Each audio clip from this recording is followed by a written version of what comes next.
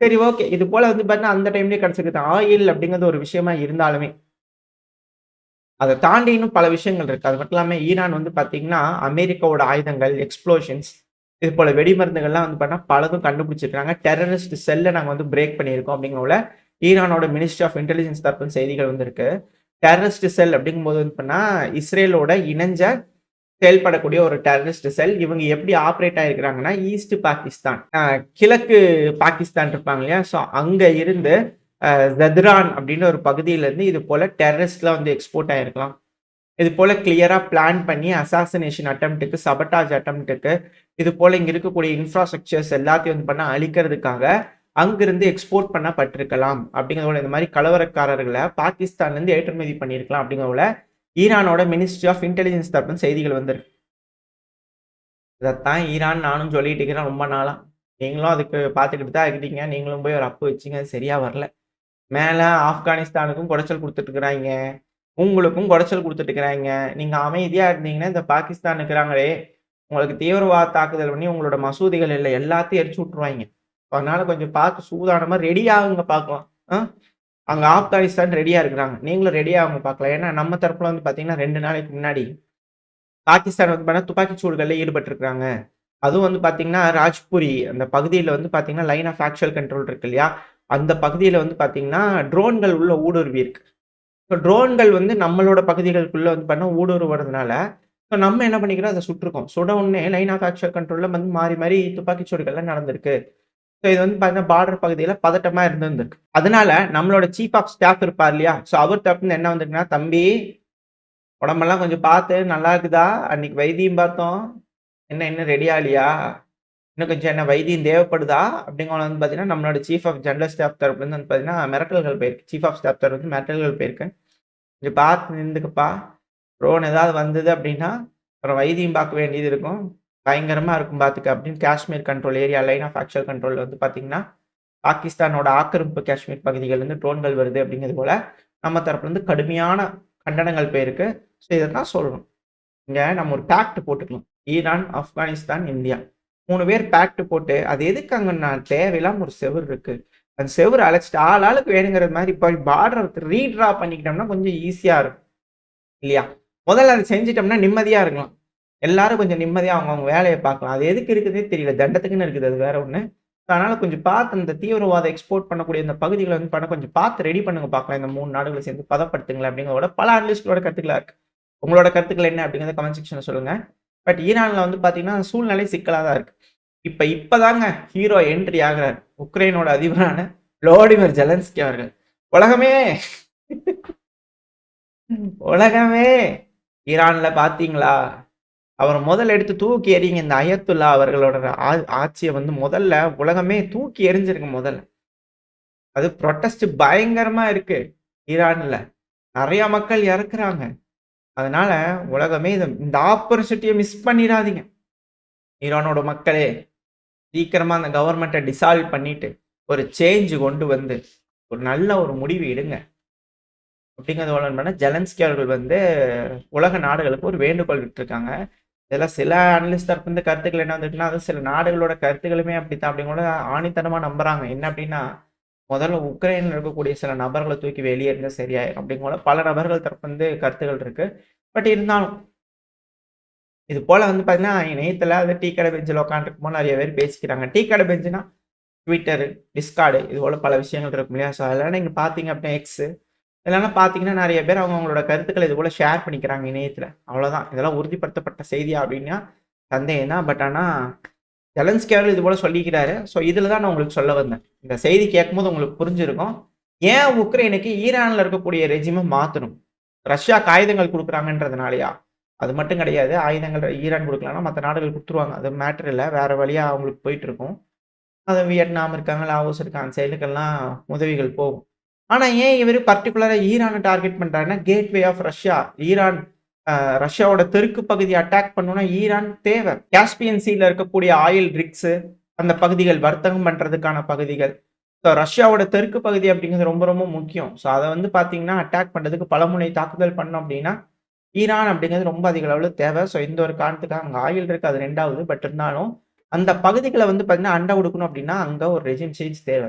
எந்த ஒரு காரணத்தினால தான் இப்போ இங்கெல்லாம் பார்த்துக்கிட்டு இருக்கிறாங்க. இப்ப ட்ரம்ப் அவர்கள் எட்டி பார்த்த கிரீன்லாண்டா, அது ஒரு டிசெப்ஷன் மாரியா? வெனிசுவேலாக்குள்ள போயிட்டாங்க இல்லையா? இப்ப வந்து பார்த்தீங்கன்னா, கிரீன்லாந்து சொல்லிட்டு ஈரான் மேல கைய வச்சுருவாங்களா? அப்படின்ற கேள்விகள் இருக்கு. ஒன்ஸ் அமெரிக்கா இப்ப ஈரான் மேல கை வைக்கிறாங்கன்னா, நம்ம புரிஞ்சுக்கலாம். இந்த வார்ங்கிறது வந்து பார்த்தீங்கன்னா, லேஸ்ல முடியவே முடியாது. கண்டிப்பா உலகப் போருக்கு போயே தீரும் அப்படிங்கிறத முடிஞ்சுக்கலாம். அதுவரைக்கும் இந்த ரஷ்யா, உக்ரைன் முடியவே முடியாது. ஏன்னா, ரஷ்யாவும் முடிஞ்ச வரைக்கும் வந்து பார்த்தீங்கன்னா, அழுத்தங்கள் குடுக்கலாம் அப்படிங்கிறதுக்கான வேலைகள் தான் இது எல்லாமே அப்படிங்கிற பல அனலிஸ்ட்டோட கருத்துக்கள். நடக்குதா என்னன்றது வெயிட் பண்ணி பார்க்கலாம். ஸோ ஜனவரி 13 எப்படி இருந்துச்சு அப்படின்னு கேட்டீங்கன்னா, உக்ரைன்ல கொடூரமா இருந்திருக்கு. கொடூரமா இருந்திருக்கு. தாக்குதல்கள் வீரியமா நடந்திருக்கு. இதுக்கு தான் ஜெலன்ஸ்கி அவர்கள் என்ன பண்ண சொல்லியிருந்தாரு. கூடவே இதையும் சொல்லியிருந்தார் ஜெலன்ஸ்கி அவர்கள். ரஷ்யா நீ லார்ஜ் ஸ்கேல் அட்டாக் பண்ணல 13 ஜனவரி.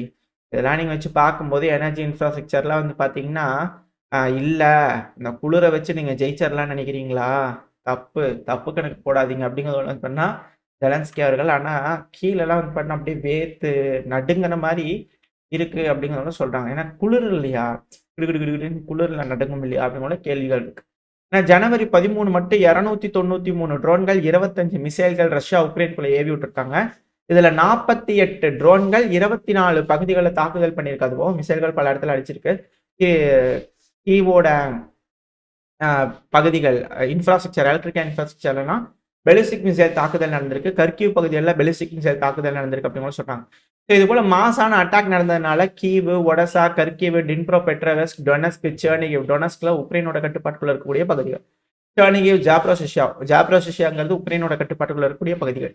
இந்த பகுதிகள்லாம் கம்ப்ளீட்டா கரண்டே இல்லாம இருந்திருக்கிறாங்க. அதுவும் -20 கிட்ட கிராஸ் ஆயிட்டு இருக்கக்கூடிய நேரங்கள்ல நைட்லாம் வந்து பண்ணா பயங்கர குளிரா இருக்கக்கூடிய டைம்ல கரண்டே இல்லாம அதிகப்படியான நேரங்கள் மக்கள் அவதிப்பட்டுக்கிட்டு இருக்காங்க அப்படிங்கிற செய்திகள் வருது.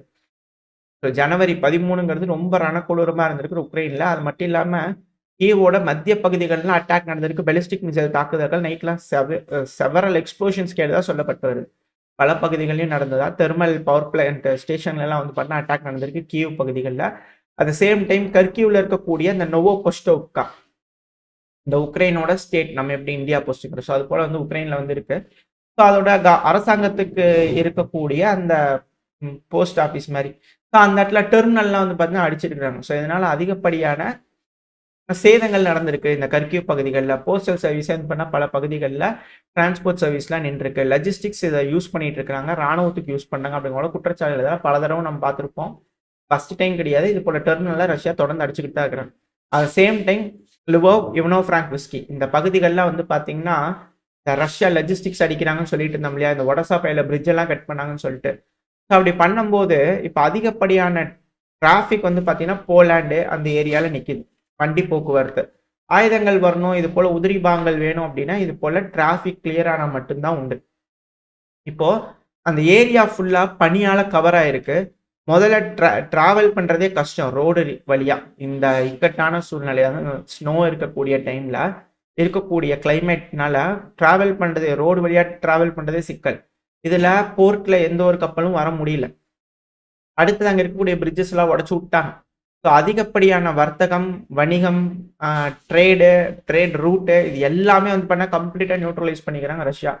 இதெல்லாம் வச்சு பார்க்கும்போது ஃப்ரண்ட் லைன் ரொம்பவுமே தடுமாறிட்டு இருக்கு அப்படிங்கிறது போல பல அனலிஸ்ட்களோட கருத்துக்களா இருக்கு. அது களமும் வந்து பார்த்தீங்கன்னா, ரொம்ப மோசமா தான் இருக்கு. வேணுங்கிற அ உதவி பொருட்கள்லாம் வந்து பார்த்தீங்கன்னா, வீரர்களுக்கு தகுந்த நேரத்தில கொண்டு போய் சேர்த்த முடியல. அதுக்கான காரணம் புவர் விசிபிலிட்டி. அதிகப்படியான குளிர் இருக்கிறதுனால, பனி பெஞ்சுக்கிட்டே இருக்கிறனால விசிபிலிட்டி இருக்காது ட்ரோன்ல. ஸோ போய் தாக்குறதுக்கா இருக்கட்டும், இல்ல உதவி பொருட்கள் குடுக்கறதா இருக்கட்டும், அதில அதிகமா சிக்கல்கள் ஏற்பட்டிருக்கு. இதனால முன்னேற்றம், பின்வாங்குதல், ஆ தாக்குதல் எல்லாமே வந்து பார்த்தீங்கன்னா, கொஞ்சம் ஸ்லோவா இருக்கு, மந்தமா இருக்கு அப்படின்னு கூட புரிஞ்சுக்கலாம்.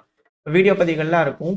கஷ்டமா இருக்கக்கூடிய பகுதிகள்ல கூட ட்ரோன்கள் ரஷ்ய வீரர்களுக்கு வந்து பார்த்தீங்கன்னா, ட்ரோன்கள பயன்படுத்தி வேணுங்கிற தண்ணி பாட்டில்ஸா இருக்கட்டும், அவங்களுக்கு வேணுங்கக்கூடிய உதவி பொருட்கள்லாம் வந்து பார்த்தீங்கன்னா, ட்ரோன யூஸ் பண்ணி டெலிவரி பண்ணிட்டு இருக்கிறாங்க. ரொம்ப மோசமான ஒரு சூழ்நிலையா வந்து பண்ணா இருக்கு. கடும் குளிரா இருக்கு அப்படிங்கிறது போல செய்திகள் வந்துட்டு இருக்கு. ஏன்னா தீ வைக்க முடியாது. பனி தான். பனி எல்லாம் பண்ணலாம் அப்படின்னா தீ வச்சீங்கன்னா குண்ட போட்டுருவாங்க. இது போல பல விஷயங்கள் இருக்கு. ஃப்ரீஸ் ஆகும். அத அவங்க ஹீட் பண்ணணும். அப்பதான் வீரர்கள்னால அந்த பொசிஷன ஹோல்டு பண்ண முடியும். இல்லன்னா வீரர்களோட உயிருக்கே ஏகப்பட்ட சேதங்கள் ஏற்படும். குளிர் காரணமாவே. ஆ பேர் என்ன ஹைப்போதெர்மியா இது போல வியாதிகள்லாம் வந்து பார்த்தீங்கன்னா, அதிகமா வரதுக்கு வாய்ப்பு இருக்கு. அப்படியே விரைச்சே போயிருவாங்க. இது போல சிக்கல்கள்லாம் இருக்கு. ஸோ களம் அப்படிங்கிறது ரொம்ப சிக்கலா இருக்கு. பார்ப்போம் இது யாருக்கு இனிஷியேட்டிவ் கிடைக்க போகுதுன்னு சொல்லிட்டு. ஸோ ரஷ்யா, உக்ரைன் இந்த பிரச்சனை துளி கூட தொய்வே அடையல. எந்த ஒரு நிக்கிறதுக்கான எந்த ஒரு சூழ்நிலையும் கண்ணு முன்னாடி தெரியல. தொடர்ந்து நடந்துகிட்டு தான் இருக்கு. இது ஒருவேளை நடக்குது அப்படிங்கும்போது இந்த உலகத்துக்கு நல்லதில்ல. ஏன்னா அது ஒரு 3ஆம் உலகப் போருக்கு கொண்டு போய் விட்டுரும். அது போல எதுவும் இல்லாம பேசி தீர்த்துக்குவாங்கற நம்பிக்கையில இந்த பையனா முடிச்சுக்கலாம். இந்த பதிவு எப்படி இருந்துச்சு உங்களுக்கு பிடிச்சிருக்கா? பிடிச்சுனா லைக் பண்ணிட்டு உங்க ஃப்ரெண்ட்ஸ் நம்மள ஷேர் பண்ணிக்கோங்க. அது கூடவே மறக்காம நம்ம சேனல சப்ஸ்கிரைப் பண்ணலாம் மறக்காம சப்ஸ்கிரைப் பண்ணிக்கோங்க. அப்பதான் நம்ம போடக்கூடிய வீடியோக்கள மதிச்சு YouTube 4 பேத்துக்கு ப்ரமோட் பண்ணும். உங்களோட அன்பு ஆதரவு எப்ப எனக்கு கொண்ட நம்பிக்கையில இந்த பையனா முடிச்சுக்கலாம். இந்த பதிவு நல்லா இருக்கும்னு நம்பிக்கையில அடுத்த பதிவுல சந்திக்கலாம். Very stay safe. பை.